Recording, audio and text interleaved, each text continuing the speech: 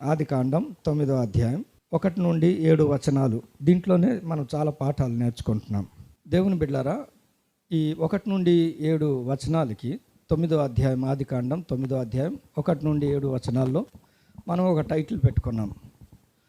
దీంట్లో మనం నేర్చుకోవాల్సిన పాఠాలు ఏంటంటే, దేవుడు మనలను ఆశీర్వదించేవాడు. నంబర్ 1.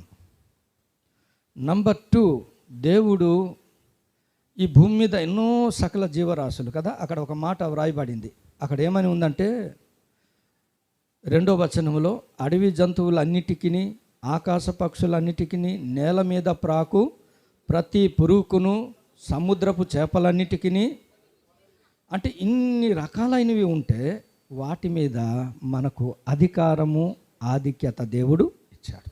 ఆశీర్వదించేవాడు, అధికారము లేక ఆధిక్యతను ఇచ్చిన దేవుడు 5వ వచనంలో ఒక మాట అంటాడు, ప్రతి నరుని ప్రాణమును గూర్చి వాని సహోదరుని విచారణ చేయుదును. ఇది ఆదేశం.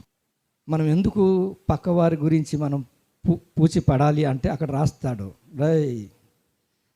ప్రతి నరుని యొక్క ప్రాణమును గూర్చి ఎవరికి అడుగుతాడట? పక్కోడికి అడుగుతానని చెప్పలే, తన సహోదరునికి. సంఘంలో ఉన్న ప్రతి ఒక్కరి విషయంలో మనకు కన్సర్న్ ఉండాలి. దేవుని వాక్యం చాలా స్పష్టంగా చెప్తుంది. కాబట్టి ఈ 3 విషయాల్లో, ఒకటి ఆశీర్వాదం గురించి మనం ఇప్పటికే నేర్చుకున్నాం చాలా పాఠాలు. ఆశీర్వాదం అంటే ఏంటి, ఎలా మనం ఆశీర్వదించబడతాం అనేది మనం నేర్చుకున్నాం. 2వది చూస్తే అధికారము లేక ఆధిక్యత.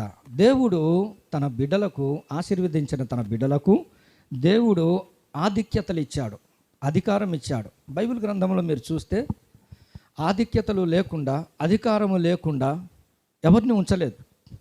ఎందుకు అధికారం దేవుడు ఇస్తాడు, లేకుంటే ఆధిక్యతలు ఎందుకు దేవుడు ఇస్తాడు? ప్రతి మనుషుని, ఒక కలెక్టర్ ఉన్నాడు. ఇప్పుడు మన దేశం ఉంది, మన దేశంలో అధికారులు ఉన్నారు, హోదా కలిగిన వారు ఉన్నారు. ఎందుకు వాళ్ళని ఉంచాడు దేవుడు, లేకపోతే ప్రభుత్వం ఎందుకు వాళ్ళని ఉంచింది అంటే, ప్రభుత్వం నిర్ణయించిన తన యొక్క ఉద్దేశాలు, తన యొక్క కార్యకలాపాలన్నీ ఇంప్లిమెంట్ చేయడానికి, కొనసాగడానికి, చక్కగా నిర్వర్తించడానికి ఏమిచ్చాడట? గవర్నమెంట్ అధికారాలు ఇచ్చాడు. ఆ అధికారాల్లో ఆధిక్యత ఉంది, ఆ అధికారంలో ఆశీర్వాదము ఉంది. అయితే అట్ ద సేమ్ టైం అధికారము చక్కగా నిర్వర్తిస్తే ఆ అధికారంలో ఉన్న ఆశీర్వాదము ఆ అధికారి పొందుకుంటాడు. చాలా జాగ్రత్త వినండి. ఆ అధికారము కలెక్టర్ గారు చక్కగా నిర్వర్తించాడు అనుకోండి తన అధికారాన్ని, ఆ జాబులో, ఆ హోదాలో ఉన్న ఆధిక్యత, ఆశీర్వాదం ఎంజాయ్ చేస్తాడు ఖచ్చితంగా. ఒకవేళ దుర్వినియోగం చేశాడు అనుకోండి, హోదా పోతుంది, ఆశీర్వాదం కూడా పోయే ప్రమాదం ఉంది.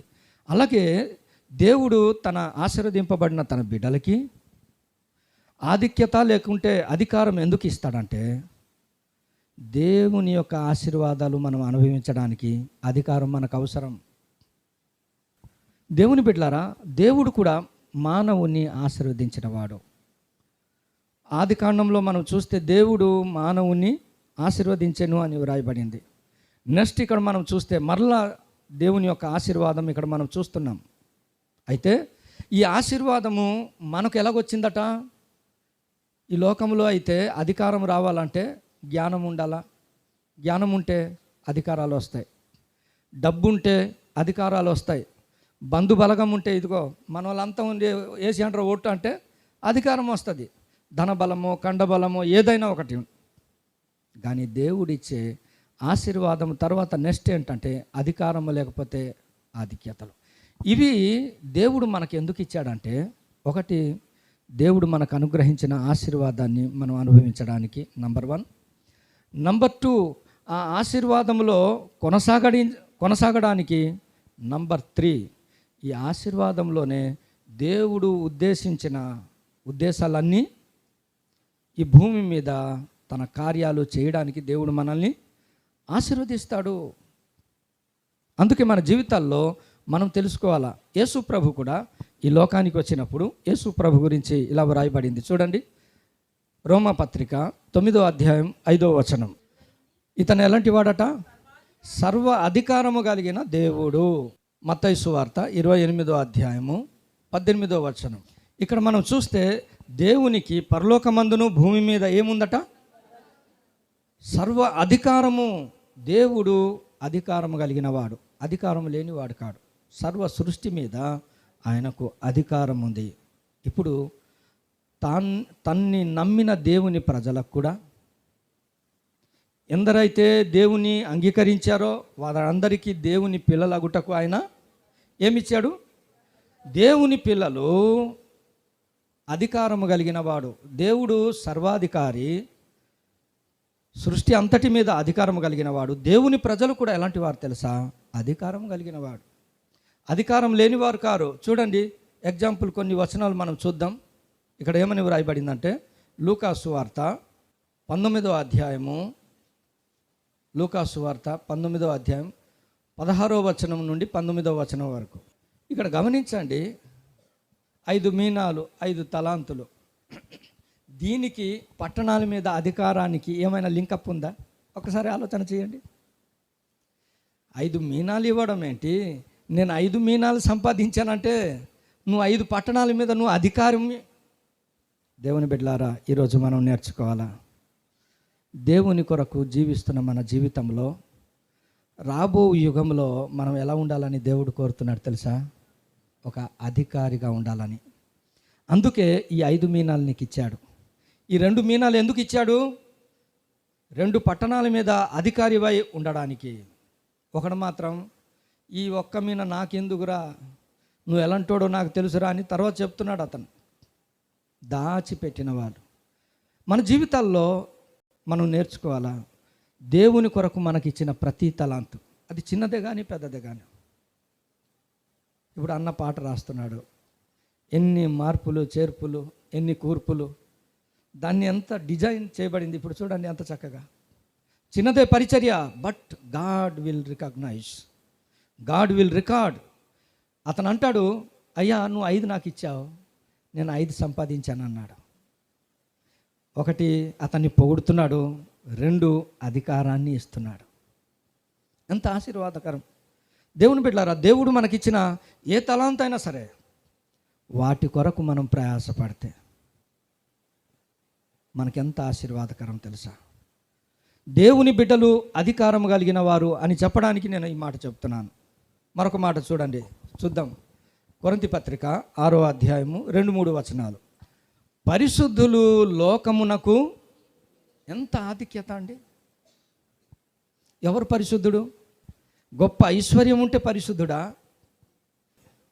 క్రీస్తు రక్తం చేత కడగబడినవాడు, యేసుక్రీస్తు నామములో విశ్వాసముంచి రక్షణ పొందిన ప్రతివాడు అతను ఎలాంటోడట? పరిశుద్ధుడు. ఆ పరిశుద్ధుని యొక్క తీర్పు స్థానం ఎలా ఉంటుంది తెలుసా? లోకమునకు. అందుకే ఎందుకురా మీరు ఇంటోళ్ళకి మీరు ఆ మాత్రం సెట్ చేయలేరా? ఇంత అధికారం ఉంది, సంఘంలో ఒకటి తప్పు చేస్తే మీరు అవే చెప్తాడు అక్కడ. దేవుని బిడ్డలారా, నువ్వు పరిశుద్ధుడుగా మారితే దేవుడు నీకు ఇచ్చిన ఆధిక్యత ఎంత తెలుసా? లోకమునకు తీర్పు తీర్చే. మనం లా కోర్సులు చదవాల్సిన అవసరం లేదు, సుప్రీంకోర్టులో జడ్జి కావాలని ఆరాసపడాల్సిన అవసరం లేదు. దేవుని బిడ్డలారా గమనించండి, ఇక్కడ వ్రాయబడింది. తర్వాత 3వ వచనం చదవండి. పరలోకములో దేవదూతలు ఎలా ఉంటారు మనం వివరించలేం కదా. వాళ్ళకన్నా దేవుడు మనకిచ్చిన ఆధిక్యత, ప్రయారిటీ. ఇంగ్లీష్లో కూడా ప్రాస్పరిటీ, ప్రయారిటీ అండ్ ప్రొటెక్షన్. ఒక మనిషి విషయంలో దేవుని యొక్క కన్సర్న్, నీ విషయంలో నా విషయంలో దేవుని యొక్క కన్సర్న్, ప్రొటెక్షన్ ఎంత అద్భుతంగా ఉంటుంది. నేను అందుకే మా వదిన గారికి ఒక మాట అన్నాను, మీరు కానీ ఆ క్యాబ్లో లేకపోతే వాళ్ళందరూ పేపర్లు ఎక్కాల్సిందే. ఒక దేవుని బిడ్డ ఒక దగ్గర ఉంటే నీతిమంతుడు ఆ దేశంలో నివసించుట ఆ దేశానికి క్షేమం అంతే. అందుకే దేవుని బిడ్డలారా, మన జీవితాల్లో మన కష్టం ద్వారా, మన బలం ద్వారా, మన జ్ఞానం ద్వారా, మన తాలూకు టాలెంట్స్ని బట్టి మనం పొందుకున్నవి కావు ఇవి. మనం దాన్ని జాగ్రత్తగా నిర్వర్తిస్తూ ఉంటే దేవుని ఆశీర్వాదాలు మన జీవితాల్లో మనం చూడగలుగుతాం. వాటిని అనుభవించగలుగుతాం. అయితే కొంతమంది వారి యొక్క జీవితాల్లో ఆశీర్వాదంగా లేవు. పౌలు గారు అంటారు ఒక మాట చూడండి, ఎందుకు దేవుడు తన బిడ్డలకి ఈ అధికారం ఎందుకు దేవుడు ఇచ్చాడంటే 2 కొరింథీ పత్రిక 10వ అధ్యాయం 8వ వచనం. అధికారం దేనికట? రుబాబు చేయడానిక? ఒకడిని వెనక్కి లాగేయడానిక? దేవుని వాక్యాన్ని మనం అర్థం చేసుకోవాలి. పడద్రోయుటకు కాక. ఎందుకు దేవుడు నీకు ఈ ఆధిక్యత ఇచ్చాడు? ఎందుకు దేవుడు నీకు అధికారం ఇచ్చాడు? మనం ఈ సమాజంలో పేరు ప్రఖ్యాతులు సంపాదించుకోవడానికి కాదు. ఒకరిని ఏం చేయాలట? మనము దేవుడు అనుగ్రహించిన అధికారం అంటాడు అక్కడ.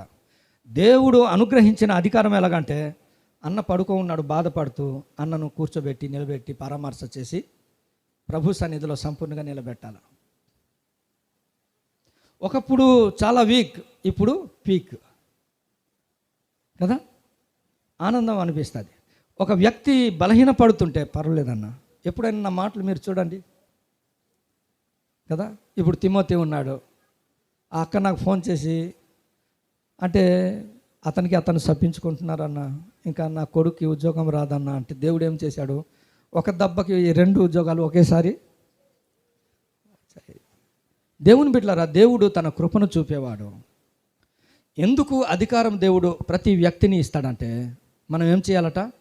పడద్రోయుటకు కాదు, కట్టుటకే. అదే మాట మళ్ళా రిపీట్ చేస్తాడు చూడండి, 13వ అధ్యాయం 10వ వచనం. ఒక వ్యక్తిని బలపరుస్తున్నామంటే దేవుడు మనకేమి ఇచ్చాడట? అధికారం ఇచ్చాడు. నువ్వు బలపరచగలవు. నీకు నేనేం బలపరచగలను అని చెప్పడానికి లేదు దేవుని బిడ్డలారా. నువ్వు పెద్దోడు, నేను నీకేం ఆదరించగలను అని చెప్పడానికి లేదు. నువ్వు గొప్పోడివి, నేను నీకేం సహకరించగలను అని చెప్పడానికి లేదు. ఎగ్జాంపుల్ చూస్తారా? చూడండి, బైబిల్లో ఎన్నో మాటలు ఉన్నాయి. 2 కొరింథీ పత్రిక 7వ అధ్యాయము 5-6 వచనాలు. పౌలు స్టాండర్డ్ ఎక్కడ? తీతు యొక్క స్టాండర్డ్ ఎక్కడ? ఆలోచన చేయండి. దీనులను ఆదరించే దేవుడు తీతుని పంపించాడు అంటే ఆటోమేటిక్ సెట్ అయిపోయాడు. ఈయన ఎంత బలం పొందాడో దైవజనుడు. ఈనాడు సంఘాల్లో ఇలాంటి వాళ్ళు అవసరం. మీ రాక మాకు ఎంత ఆదరణ వస్తుంది తెలుసా? సమాజముగా కూడి రండి, సమయానికి మీరు రండి. మీకు ఎలాంటి వంటకాలు, ఎలాంటి ఆహారం పెడితే మంచిదని అందరూ ఒక సమాజము ఎంత ప్రయాసపడతారు. ఎందుకు తెలుసా? ఎలాగపోయినా పర్లేదు, ఏం వెళ్తాంలే అంటారు కొంతమంది. నో, నీ రాక అవతల పరిశుద్ధునికి ఎంత ఆదరణ ఇస్తుందో. నీ రాక వలన, తీతు రాక వలన దీనులను ఆదరించు దేవుడు నన్ను ఆదరించాడు అన్నాడు. దేవుని బిడ్డలారా, ఒక దేవుని బిడ్డ దగ్గరికి, ఒక దేవుని కుటుంబం సహవాసం దగ్గరికి నువ్వు వెళ్ళడం ద్వారా వాళ్ళు ఎంత బలం పొందుకుంటారో తీతుగా ఆ సంగతి తెలుసలేదు. కానీ God recorded in his book. ఇలాంటి వారు సంఘాల్లో కావాలండి. నేను వెళ్తే అంత గందరగోళం మఠాస్ అయిపోతుందంటే మరి ఇంకెందుకు దేనికి? కొంతమంది చూడండి, చూస్తే చాలు గజ మొత్తం అంతా.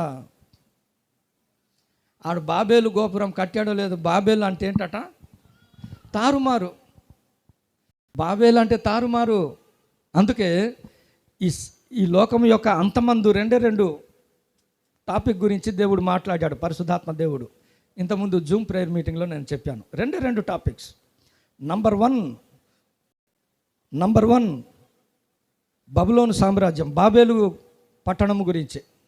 నంబర్ 2 సియోను పట్టణం కదా. చూడండి, ఒక్కసారి చూద్దామా? ఆ చివర ప్రకటన గ్రంథం 2 టాపిక్ 18వ అధ్యాయంలో చూస్తే మహాబబులోను అంటాడు.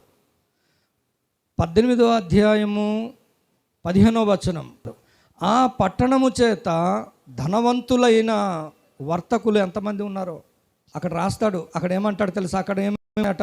సన్నపు నార బట్టలను, ధూమ్ర రక్తవర్ణపు వస్త్రములను ధరించుకొని బంగారముతోనూ రత్నములతోనూ ముత్యములతోనూ అలంకరింపబడిన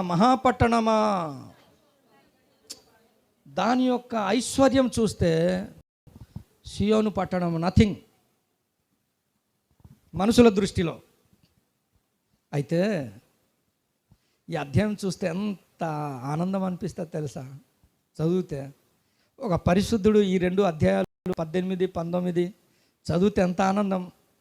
పట్టణంలో ఈ బాబేలు పట్టణంలో, మహాబబులోను ఈ పట్టణంలో పాపముంది, దెయ్యముల యొక్క ఉనికి పట్టు. అక్కడ చూడండి, వాటి యొక్క వ్యాపారాలు కార్యకలాపాలు చూస్తే దేవుని బిడ్డలారా, అది కూలిపోయింది. దేవుడు తన కుమారుడైన యోహానుకు అంటాడు, నువ్వు ఎక్కిరా, నువ్వు ఇక్కడ ఉంటే నువ్వు చూడలేవు పెండ్లి కుమార్తెను, నువ్వు ఎక్కిరా, నువ్వు ఇక్కడ ఉంటే యెరూషలేం నిన్ను చూడలేవు. చూడండి ఆ మాట చూడండి ఏమంటాడంటే, ఒకవైపు వాళ్ళు అలాగున్నారు. ఇక్కడ 21వ అధ్యాయం అక్కడ ఏమంటాడంటే 9వ వచనం చదవండి. అది ఎత్తైన స్థలముల్లోనే ఉంది.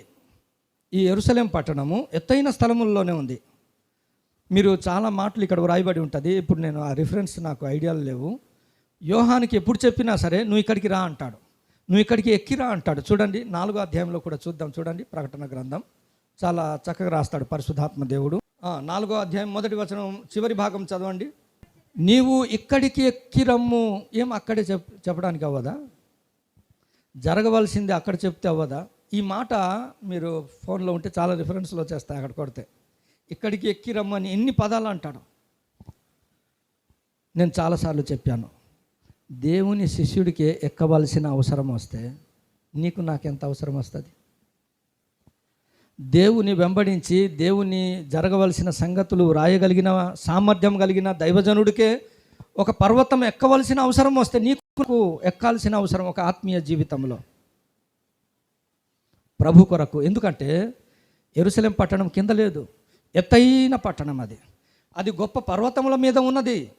నువ్వు ఇక్కడికి ఎక్కిరా అంటాడు. ఇప్పుడు కూలిపోయేది బబులోను, స్థిరంగా నిలబడేది సంఘము.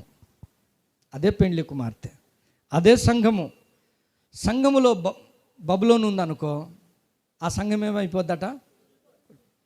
ఐశ్వర్యమే ఉండొచ్చు, మాణిక్యాలే ఉండొచ్చు, సకల భోగాలే ఉండొచ్చు, పాపము నాకు కార్యాలయం కావచ్చు అని చెప్పాడు కదా ఒక మాట. అది ఉంటే ఆ తారుమారై కూలిపోతుంది తప్ప ఎన్ని ప్రయత్నాలు వీళ్ళు చేయని. మనం చూద్దాం బ్రదర్, కట్టేద్దాం బ్రదరు, పెద్ద పెద్దవి కడదాం బ్రదరు అంటే అవ్వదు. తారుమారు అంత గందరగోళమే. కానీ రోజు రోజుకి దేవునిలో ఎక్కే భాగ్యం దేవుడు తన బిడ్డలకు ఇచ్చిన ఆధిక్యత ఇది. అందుకే మన జీవితంలో నేర్చుకోవాల్సిన పాఠం ఏంటంటే, దేవుడు ఈ ఆధిక్యత, ఈ అధికారం దేవుడు మనకు ఎందుకు అనుగ్రహించాడంటే, ఒక వ్యక్తిని మనం ఏం చేయాలట? పడద్రోయడానికి కాదు, కట్టడానికి. నేర్చుకుందామా? ప్రభువా, ఇంత ఆత్మీయ అధికారము పొందాను, నీ కుమారునిగా దేవుని పిల్లలకు అగుటకు అధికారం కలిగిన బిడ్డగా ఉన్నాను, ఒకడిని నేను కట్టాలి ప్రభువా, ఒకడిని నీలో నేను నిలబెట్టాలి ప్రభువా. చూడండి, ఒక 2 వ్యక్తుల గురించి నేను చెప్పి నేను ముగించేస్తాను. ఆదికాండం, వారి జీవితాల్లో బైబిల్ గ్రంథంలో వాళ్ళ గురించి ఏమని వ్రాయబడిందో, వారికి దేవుడు ఇచ్చిన ఆధిక్యత ఏంటో ఆదికాండం 2వ అధ్యాయం 19వ వచనం. దేవుడు ఇది గొప్ప ఆధిక్యత అన్నాడు. ఎందుకంటే చూడండి, కీర్తనల గ్రంథం అక్కడ కూడా రాస్తాడు. 8వ అధ్యాయం, కీర్తనల గ్రంథం 8వ అధ్యాయము 5-6 వచనాలు. నీ చేతి పనుల మీద అతనికి, దేవుడు కొలాప్స్ అయిపోయిన ఈ సృష్టిని ఎంత చక్కగా సృష్టి చేశాడు. వాటి మీద ఎవరికి అధికారం ఇచ్చాడట? ఇప్పుడు మానవునికి. ఇదిగో ఫస్ట్ మ్యాన్ అని వ్రాయబడింది, ఫస్ట్ హ్యూమన్ బీయింగ్ అని వ్రాయబడింది. మొదటి మనుష్యుడు ఇతను. ఎంత గొప్ప భాగ్యం అండి! నీ ద్వారా ప్రారంభించబడింది. అతను ఏం పేర్లు పెట్టాడో అదే పేర్లు ఇప్పటి వరకట. ఎంత ఆధిక్యత ఇచ్చాడు. కేక్ కటింగ్కే పెళ్ళలేదనేసి మనం లేక ముసుగేసి పక్కకి వెళ్ళిపోయిన వాళ్ళు, నాకు తెలీదు, అందరికి పిలిచాను, ఒకటి పేరు మర్చిపోయాను. వాళ్ళు పెద్ద పెద్దలు, మా చదువు లేనివాడికి పిలుస్తారా? నేను రాననేసి ఆయన అక్కడ మకం వేస్తే నేను వెళ్ళాను వాళ్ళ ఇంటికి వెళ్ళి నాయన తప్పు అయిపోయింది నాయన. ఆ కేక్ కటింగ్ అది ఏటో ఆ కేక్ కటింగ్ ఏదో బై మిస్టేక్ ఇది అయిపోయింది. దేవుని బిడ్డలారు అలాగైతే ఎంతోమంది మిస్ అవుతారు. పేర్లు పెట్టే ఆధిక్యత ఆదాముకి దేవుడు ఇచ్చాడు. చూడండి అతని గురించి వ్రాయబడింది. అతని గురించి ఏమని వ్రాయబడింది అంటే ఐదో అధ్యాయము 1వ వచనం. దేవుని అంత మాత్రమే కాదు, ఆ మనుష్యుడు ఎలాంటి వాడు తెలుసా? He is the first man. అది కూడా ఎలా పడితే అలా లేడు. అతన్ని చూస్తే దేవుడు చూసినట్టే ఆ టైప్లో చేశాడు దేవుడు. ఎంత భాగ్యం అంటే, దేవుని పోలికగా అధికారం ఇచ్చాడు. డిటో దేవునిలాగా ఆ రూపాన్ని ఇచ్చాడు. అతన్ని పోలిన జీవితం ఇచ్చాడు. అంత మాత్రమే కాదు, అతనికి ఏం చేశాడు తెలుసా? ఒక అద్భుతమైన తోటలు ఇది చేసేసి, చూడండి 2వ అధ్యాయం 15వ వచనం, ఆదికాండం 2:15. ఇప్పుడు అర్థమైందా? దేవుడు ఇంత అధికారము ఆధిక్యతలు ఇచ్చాడు దేనికి తెలుసా? దేవుని తోటను చెప్పండి, నంబర్ 1 కాయుటకు. ఏం తమ్ముడు వింటున్నావా? నంబర్ 1 కాయుటకు, నంబర్ 2 సేద్యపరచాలి. ఈ దినాల్లో చాలామందికి ఈ అసైన్మెంట్లు లేవు. నీ జీవితం అనే తోట దేవుడు నీకు ఇచ్చాడు. నువ్వు కష్టపడి తయారు చేసింది కాదు, దేవుడే. ఈనాడు నీలాంటి జీవితం లేక ఎంతమంది సఫర్ అవుతున్నారు లోకంలో, ఎంతమంది డిజార్డర్ కలిగి ఎంతమంది సఫర్ అవుతున్నారు లోకంలో. But God he's created wonderful garden. దేవుడు ఒక మంచి తోటను నీకు చేశాడు. ఒక కుటుంబం అనే తోట, నీ జీవితం అనే తోట, సంఘం అనే తోట. దాన్ని ఏమన్నాడు తెలుసా? నువ్వు కాయాలి. ఎందుకు తెలుసా? కాయు అన్నప్పుడు దాని అర్థం ఏంటంటే ప్రమాదం పొంచుందనే కదా. రెండోది ఏమన్నాడు తెలుసా? సేద్యపరచాల. దీన్నే సాధకము అన్నాడు కదా. శరీర సంబంధమైన సాధకము, ఆత్మ సంబంధమైన సాధకం. ఈ సేద్యపరుచుట ఇంత గొప్ప భాగ్యం దేవుడు ఇచ్చాడు కదా. అందుకే ఆ మాట నాకు చాలా ఆకర్షించింది. చూడండి ఆ 2వ వచనంలో చివరి భాగంలో ఏమని అన్నాడు దేవుడు? దానిలో ఏదేను తోటను సేద్యపరుచుటకు, దాన్ని కాచుటకు దానిలో ఉంచెను. దేవుడు నిన్ను ఉంచాడు అక్కడ. నువ్వు ఈ 2 పనులు చేస్తే ఎంత ఆశీర్వాదమో నీ జీవితానికి. చాలా దుఃఖకరమైన మాట ఇక్కడ ఉంచెను అన్నాడు. చూడండి 3వ అధ్యాయము 23వ వచనం చివరి భాగం. ఏదేను తోటలో నుండి అతనిని ఉంచిన దేవుడు ఈరోజు పంపేస్తున్నాడు. It is very painful thing. దేవుడు నిన్ను ఉంచాడు ఒక పర్పస్ మీద. దేవుడు నిన్ను అక్కడ ఉంచాడు ఒక ఉద్దేశం మీద. అపవాదికి చోటు ఇచ్చాడు. అదే దేవుడు పంపివేసెను అని వ్రాయబడింది. ఇప్పుడు ఇతనికి ఇచ్చిన అసైన్మెంట్ ఎవరికి ఇచ్చాడు తెలుసా? 24వ వచనం చూడండి. కాచుటకు ఇటు అటు తిరుగుచున్న ఖడ్గ జ్వాలలు. ఇప్పుడు ఇంకా యాక్చువల్లీ ఇతను ఇటు అటు తిరిగి దాన్ని కాయాల్సిందే. ఆదాము సైడ్ అయ్యాడు, ఖడ్గ జ్వాలలు ఎంటర్ అయింది అంతే. కాచుటకు అసైన్మెంట్ మరొకరు కొట్టేశారు అంతే. మన జీవితంలో కూడా దేవుడిచ్చిన తోటను మనం కాయకపోతే, సేద్యపరచకపోతే ఆటోమేటిక్గా ట్రాన్స్ఫర్ అవుతాయి. ఉంచిన దేవుడు దాన్ని తీసాడు అంతే. ఇప్పుడు ఆదాము గురించి బైబిల్లో ఏమని వ్రాయబడింది తెలుసా? చదవండి, త్వరగా చదువుదాం. చూడండి, ఇంతకుముందు చూసాం ఇతని గురించి వ్రాయబడిన దీంట్లో. చూడండి అతని గురించి ఎలా మాట రాశాడంటే లూకా సువార్త 4:38 వచనం. ఆదాము, ఇంతకుముందు మనం చూసాం దేవుని పోలిక అక్కడ అన్నాం, ఇక్కడ చూసాం దేవుని కుమారుడు. ఎందుకు దేవుని కుమారుడుగా ఉన్నాడు? ఎందుకు దేవుని పోలికలో ఆయన్ని సృష్టించాడు? తన తోటను కాయుటకే కదా. తన తోటను సేద్యపరచడానికే కదా చేయలేదు. ఇప్పుడు ఇతని గురించి దేవుడిచ్చిన ఆధిక్యత ఉంచిన దేవుడు అక్కడి నుండి పంపేశాడని అతని గురించి బైబిల్లో ఏమని రికార్డ్ చేశాడంటే చూడండి, ఏమని రాయబడిందంటే ఆదికాండం 5:3. ఇక్కడ చూస్తే ఈ 5వ అధ్యాయం 3వ వచనంలో చూస్తే దేవుని పోలికలో ఉన్న ఈ మనుష్యుడు ఇప్పుడు దేవుని పోలిక ఎగిరిపోయింది, తన పోలికలోనికి ఇంకా దేవుని నిర్ణయాలు పోయాయి, దేవుని ఆలోచనలు తన కుటుంబ జీవితంలో పోయింది. మీరు వినండి, ఇటు పిల్లలు ఆడుకొని కొద్దిసేపు దేవుని ఆలోచనలు దేవుని నిర్ణయాలు అన్నీ పోయాయి. ఇప్పుడు అన్నీ తన జీవితంలో తన పోలికగానే తన పోలిక ఆయన తన పోలిక చొప్పున కుమారులను కుమార్తెలను కన్నాడు. It is very painful thing. ఒక మనుష్యుడు, ఆ మనుష్యుడు ఎవడట? ఆదామే. ఈయన 130 ఏండ్లు బ్రతికి చేసిన ఘనకార్యం ఏంటంటే దాంట్లో ఒక మనుష్యుని ద్వారా పాపము మరణము. ఓ దేవుని పోలిన బిడ్డ, దేవుని కుమారుడు అని రికార్డ్ చేయబడ్డావే, నీ ద్వారా పరిశుద్ధత ప్రవేశించాల్సింది, నీ ద్వారా జీవము ఇతరుల్లోనికి వెళ్ళాల్సింది, మరణము పాపము ప్రవేశించింది. ఆలోచన చేయాలి. ఈ దినాలు సంఘాలు సన్నగిలిపోతున్నాయి. విశ్వాసులు సేవకుల్లో నిరాశ నిస్పృహలు ఎందుకంటే ఇదిగో ఇలాంటివే. అతని గురించి వ్రాయబడింది, పాపము మరణము ప్రవేశించింది. 19వ వచనంలో ఏమని వ్రాయబడిందంటే రోమపత్రిక 5:19. అక్కడ ముందు చూస్తే ఒక మనుషుని అవిధేయత. ఫ్యాన్లు ఆఫ్ చేయండి కొద్దిగా.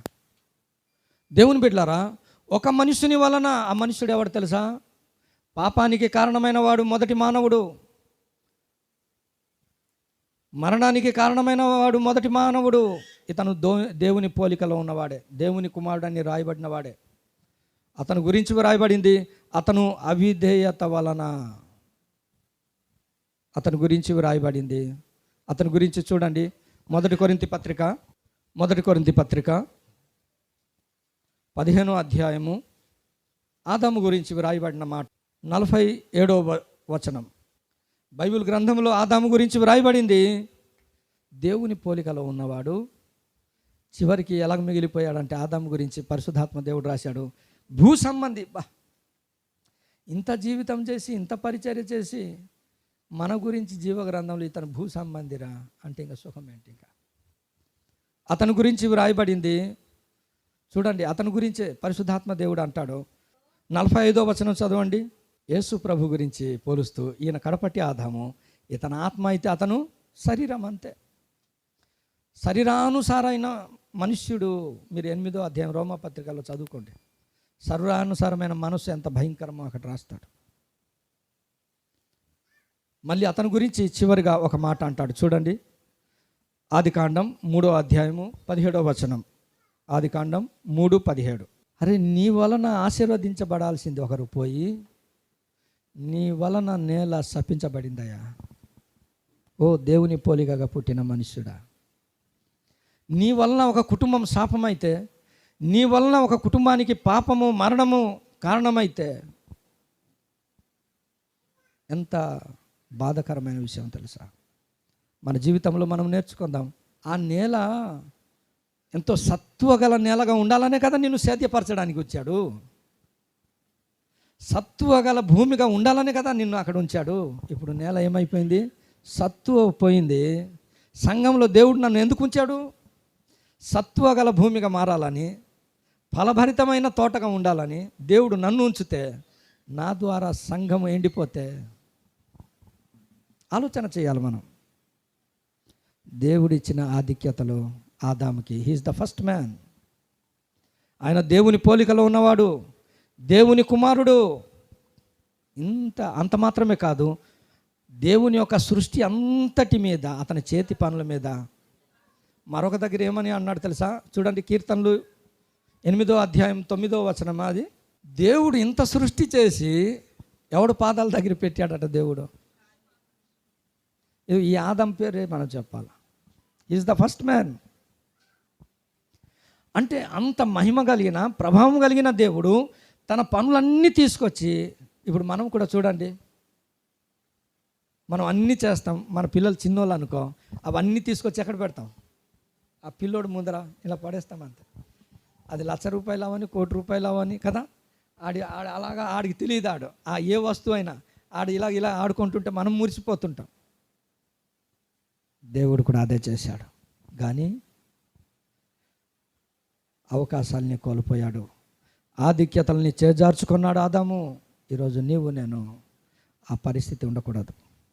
దేవుడు సంఘం ఇచ్చాడు, సహవాసం ఇచ్చాడు, దేవుని వాక్యం ఇచ్చాడు, పరిచర్య ఇస్తున్నాడు. నీ తోట సేద్యపరచబడాలి, నీ తోట కాయబడాలి, నీ తోట ఫలభరితంగా మారాలి. దేవుని ఆశీర్వాదం అందులో మనుషులందరూ చూడాల. నీ మూలమున ఒకడు కట్టడానికి నీకు అధికారం, ఆధిక్యత దేవుడు ఇచ్చాడు, కానీ అది పడగొట్టబడకూడదు నీ ద్వారా. రెండో వ్యక్తి గురించి చెప్పి ముగించేస్తాను. చూడండి, ఆదికాండం 4వ అధ్యాయం. First born baby. ఇప్పుడు ఫస్ట్ మ్యాన్ చూసాం. ఫస్ట్ బోర్న్ బేబీ ఎవరట? కయ్యూను. అతని గురించి పరిశుద్ధాత్మ దేవుడు ఏం రాశాడంటే, ఇతను పుట్టడానికి ఎవరి దయ వచ్చిందట? యెహోవా దయ వలన పుట్టినవాడు. బైబిల్లో వ్రాయబడింది ఇతని గురించి. ఎవరి శక్తి సామర్థ్యాలు జ్ఞానాలు కాదు దీనికి సంబంధం. ఇతను పుట్టడానికి కారణము యెహోవా దయ. ఈరోజు మన జీవితాల్లో మనం ఇలాగ ఉన్నామంటే దేవుని దయ, దేవుని దయ, దేవుని దయ. అతని గురించి వ్రాయబడింది 2వ వచనంలో. అన్ఎంప్లాయిడ్ కాడట ఇతను, ఏ పని పాట లేనివాడు కాడు. ఈయన భూమిని సేద్యపరచువాడు. దేవుడు ఒక అసైన్మెంట్ అతనికి ఇచ్చాడు. ఇక్కడ కూడా అంత మాత్రమే కాదు, అక్కడ వ్రాయబడింది 3వ వచనంలో చూస్తే ఆ సేద్యంలో ఆ పంట గురించి కూడా రాశాడు. కష్టజీవే, ఊరికనే పంట పండుతుందా? అంత మాత్రమే కాదు, ఆ పంటను తీసుకొని దేవుని మందిరంలోనికి వెళ్ళడం కూడా. Such good characters. అయితే ఇతని జీవితంలో పరిశుద్ధాత్మ దేవుడు రాశాడు.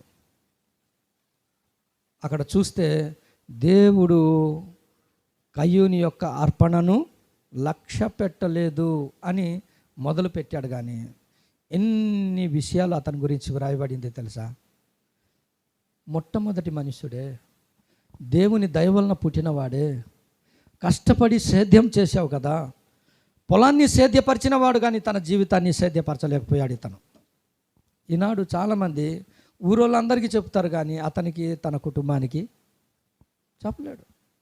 దేవుని బిడ్డలారా, మన జీవితాల్లో నేర్చుకుందాం. సేద్యపరచుట దేవుడు నాకు ఇచ్చిన సేవా జీవితంలో.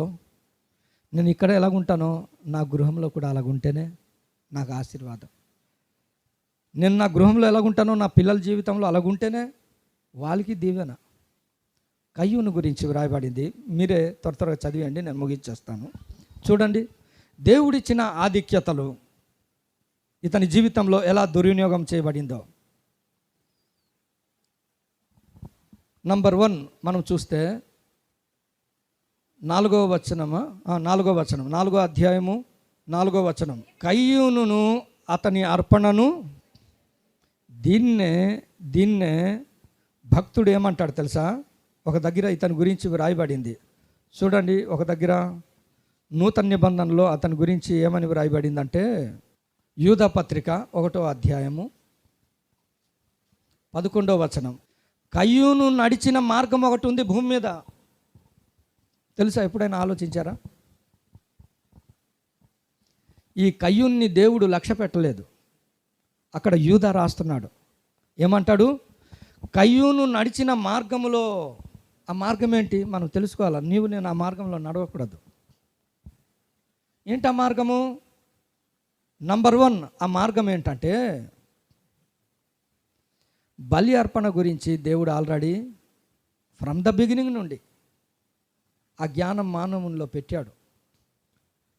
ఆదాముకి చర్మపు చొక్కై తొడిగించినప్పుడే ఆ జ్ఞానం ఆటోమేటిక్గా వచ్చింది. అందుకే వాళ్ళ తల్లిదండ్రులు ఇక్కడ చెప్పినట్లు లేదు, కానీ వాళ్ళు మందిరానికి అర్పణలు తీసుకెళ్ళినట్లు మనం చూస్తున్నాం. దేవుడికి అర్పించాల్సిన ఆ బలి అర్పణల గురించి దేవుడు ఏదైతే సలహా సూచనలు ఇచ్చాడో దాన్ని సైడ్ చేశాడు. ఇతను సొంత విధానంలో దేవునికి బలి అర్పించడానికి వెళ్ళాడు అంతే. ఎంత అనేది ఇక్కడ ముఖ్యం కాదు, ఎలాంటి దృక్పథంతో ఇతను వెళ్ళాడు. ఈనాడు బలులు అర్పించుట, అర్పణలు అర్పించుట దైవ చిత్తానుసారమైందిగా లేకుండా చాలా చోట్ల మనం చూస్తున్నాం. వారికి ఎలా అనిపిస్తే అలాగ అంతే. ఇక్కడ చూస్తే బలి అర్పణ గూర్చిన దేవుని సూచనలు ఏం చేశాడట? ఖాతిరి చేయలేదు. నంబర్ 2 ఇతను చేసింది ఏంటి తెలుసా?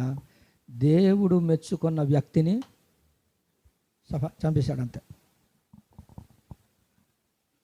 కయ్యూని మార్గం తెలుసా? చాలా ప్రమాదకరమైంది. ఒకటి, నీ జీవితంలో దేవుని యొక్క సలహా సూచనలు, దేవుని మార్గాల్ని నువ్వు చెరిపేశావు, దేవుని వాక్యాన్ని, త్రోవల్ని పూర్తిగా దాన్ని పక్కదోవ పెట్టేశావు. రెండవది, కయ్యూని యొక్క మార్గం ఏంటి తెలుసా? దేవుడు మెచ్చుకున్న వ్యక్తిని, దేవుడు లక్ష్యం ఉంచిన వ్యక్తిని. ఆ హేబేలు గురించి ఏమని రాశాడు తెలుసా? దేవుడు మెచ్చుకున్న వ్యక్తి ఎలాంటి వాడు తెలుసా? టక చదవండి. అతని గురించి రాయబడింది హెబ్రీ పత్రిక 11:4లో, అతను విశ్వాసమును బట్టి జీవించిన వాడు నంబర్ 1. నంబర్ 2, శ్రేష్టమైన బలిని అర్పించిన వాడు. నంబర్ 3, అతని అర్పణ గురించి స్వయాన దేవుడే సాక్ష్యం ఇచ్చాడు. నంబర్ 4, మత్తయి సువార్త 23:35లో ఉంటుంది, నీతిమంతుడైన హేబేలు అని వ్రాయబడి ఉంటుంది. లూకా సువార్త 11:51లో ఏమని రాస్తాడు తెలుసా? హేబేలు ఎలాంటి వాడు తెలుసా? ప్రవక్త అంటాడు. నీ దృష్టిలో, నా దృష్టిలో అతను ఒక్క పనే చేసినట్లు మనం చూస్తున్నాం. దేవుడు ఎన్ని లక్షణాలు రికార్డ్ చేశాడు చూడండి. మన దృష్టిలో ఒకటండి, మన దృష్టిలో నువ్వు గట్టి కలపడమే నీకు తెలుసు. దేవుని దృష్టిలో నీ గురించి దేవుడు ఎన్ని రకాలైన ఆ గట్టి కలపడానికి నీ ప్రతి ఆలోచన, నీ సిద్ధపాటు, ఆ పరిచర్యలో నువ్వు పడుతున్న ప్రయాస దేవుడు ఎంత ఇచ్చేస్తాడు తెలుసా? అంత మాత్రమే కాదు, అతని గురించి అంటాడు యేసుక్రీస్తు రక్తముతో పోలుస్తాడు. హేబేలు కంటే మరి శ్రేష్టమైన రక్త ప్రోక్షణ అంటాడు. ఇక్కడ చూస్తే ఎంతోమంది రక్తం ఉంది, యేసుక్రీస్తు ప్రభు హేబేలు యొక్క రక్తం చచ్చిపోతే చచ్చిపోయాడండి, గొప్ప సాక్ష్యం అండి దేవుని కొరకు. అతను అంటాడు లూకా సువార్తలో, ఆయన ఒక ప్రవక్త అంటాడు. చివరికి ఒక మాట చెప్పి నేను ముగించేస్తాను చూడండి. హెబ్రీ పత్రిక 11:4లో ఈ హేబేలు గురించి ఏమని వ్రాయబడింది తెలుసా? అమ్మా, ఆయన చచ్చిపోయి ఇప్పుడు మనతో మాట్లాడుతున్నాడట. మనం బతుకుండి కూడా ఎవరితో మాట్లాడట్లే, చచ్చిపోయి కూడా మాట్లాడుతున్న గొప్ప దైవజనుడు అండి. అదండి ఆత్మీయ జీవితం. అలాంటి వ్యక్తిని దేవుడు మెచ్చుకుంటే టక్మని లేపేశాడు అంతే. దొరుకుతాడా? నా జీవితంలో ఎప్పుడు నాకు బాధలు అదే. నువ్వు ఒకవేళ వెనుకంజ వెళ్ళిపోతే నీలాంటాడు మరొకటి నాకు దొరుకుతాడా? నా దేవుని సేవ కోసం నీవే సైడ్ అయిపోతే నా దేవుని సేవ చేయడానికి మరొకటి దొరుకుతాడా? హేబేల్ లాంటి వారు దొరకలేదు దేవుని బిడ్డలారా. బైబిల్ అంతా మీరు చదవండి, హేబేల్ లాంటి దైవజనుడు మరి దొరకలేదు. ఎంత పరిచర్య చేస్తున్నాం. మన జీవితంలో నేర్చుకుందాం. కొంతమందికి దైవికమైన జ్ఞానం లేదు. లోకంలో సేవ చేసే వాళ్ళు చాలా కొద్దువై ఉన్నారు. వాళ్ళ గురించి మనం ప్రార్థన చేయాలి. అలాంటి సామర్థ్యం కలిగిన వారిని మనం తయారు చేయాలి. చూడండి, ఒక వ్యక్తి గురించి చెప్పి ముగించేస్తాను.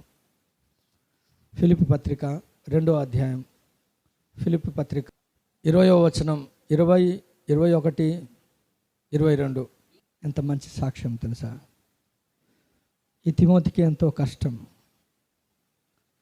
తన స్టమక్ పెయిన్ వల్ల ప్రాణాపాయం వరకు వెళ్ళాడు అతను.